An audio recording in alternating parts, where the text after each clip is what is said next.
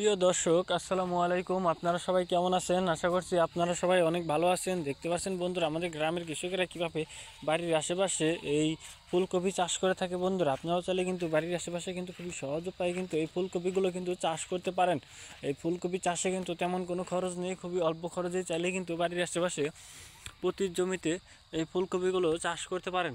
তো গাছটি আপনারা দেখে নিন বন্ধুরা, এই যে ফুলকপি গাছ আমাদের বাড়ির আশেপাশেই কিন্তু আপনারা প্রচুর পরিমাণে পেয়ে যাবেন।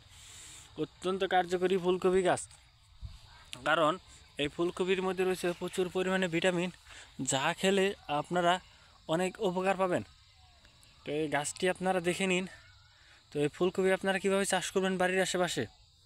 ফুলকপি চাষের জন্য প্রতি জমিতে ফুলকপির যে বীজগুলো রয়েছে, বীজগুলো আপনাদেরকে জমিতে রোপণ করতে হবে। জমিতে রোপণ করার আগে এই জমিতে দেখতে পাচ্ছেন এই যে কীভাবে ট্রাক্টর দিয়ে বা লাঙ্গল দিয়ে চাষ করা হয়েছে। এরকমভাবে চাষ করে আপনারা সিরিয়াল মতো আপনারা একটু গোবর দিয়ে দিবেন এবং সার দিয়ে দিবেন, এবং তারপর এরকমভাবে সিরিয়াল মতো আপনারা এই ফুলকপির যে চারাগুলো রয়েছে সেই চারাগুলো আপনারা রোপণ করবেন। তারপর দেখবেন যে এই ফুলকপিগুলো 10 থেকে 15 দিনের মধ্যে বড় হয়ে যাবে, এবং তারপর আপনারা সেই ফুলকপিগুলো আপনারা চাইলে নিজেরাও খেতে পারবেন, এবং চাইলে কিন্তু আপনারা বাজারেও বিক্রি করতে পারবেন, কারণ আমরা নিজেরাই কিন্তু বাড়ির আশেপাশে ফুলকপিগুলো চাষ করে থাকি। তো বন্ধুরা, যদি আমাদের এই ভিডিওটি ভালো লেগে থাকে তাহলে বন্ধুরা অবশ্যই আমাদের এই ভিডিওতে একটি লাইক করবেন এবং কমেন্টে আপনাদের মতামত জানাবেন। ধন্যবাদ আপনাদের সবাইকে। আসসালামু আলাইকুম বন্ধুরা।